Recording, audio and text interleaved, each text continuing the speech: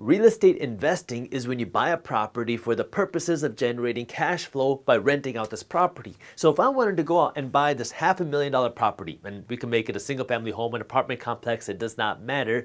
Well, there's a couple ways that I can do that. Number one is I can go out with $500,000 in my bank account and then go out and buy this property. Now, when I invest in real estate, I am looking for a 7% cash on cash return on my money, meaning that for every dollar that I invest, I want 7 cents of cash flow profit hitting my bank account every year. So if I have $500,000 in my bank account, I go out and buy this property and I want the 7% return. That means that I'm going to get $35,000 a year of cash flow from this property, assuming I bought it all cash. It's going to be very difficult for me to get rich with this $35,000 a year of cash flow, and I need $500,000 to get started. And most people don't have $500,000 to get started. So what do? Well, you're going to put down a down payment and finance the rest. If I put down 20%, which in this case would be $100,000, that means I'm going to finance the other $400,000. That also means that I'm not going to get all $35,000 in my pocket because I got to pay the bank.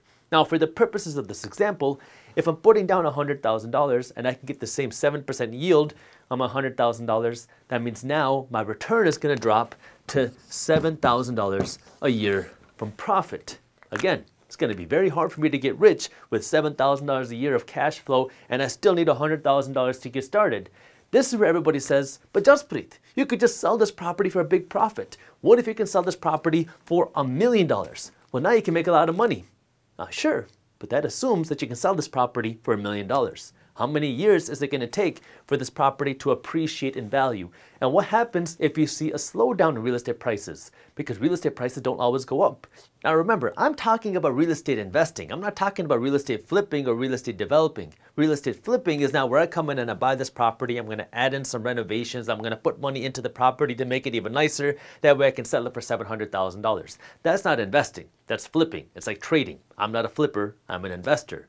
Real estate developing is now where I'm going to buy the land and I'm going to build a property on top of it. That way I can sell it for a big profit. Or I'm going to come and buy this property, demolish it, and build something else on top of it. That is not real estate investing. That's real estate developing. Both developing and flipping can be great ways to make money, but they're not real estate investing. Real estate investing is when you buy a property for the purposes of generating cash flow, and it is pretty much impossible for 99% of people to get rich by investing in real estate. And the reason why I say 99% of people is because there's always that one person. Real estate investing is something that you do when you have money, that way you can start generating the cash flow. That way you can start getting the tax breaks, and that way then you can actually save your money into a hard asset. When you try to go and get rich by investing in real estate, without talking about flipping, without talking about developing, now you have to start with nothing.